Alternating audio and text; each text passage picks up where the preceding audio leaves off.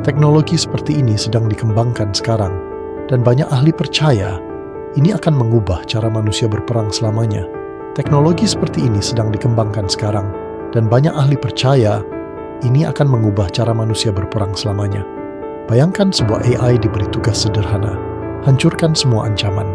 AI mungkin menggunakan data seperti gerakan tubuh, pola kendaraan, komunikasi radio, tapi data tidak selalu sempurna.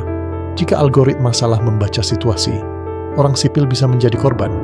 Banyak ilmuwan dan organisasi internasional telah memperingatkan risiko ini. Beberapa bahkan menyerukan larangan terhadap senjata otonom mematikan.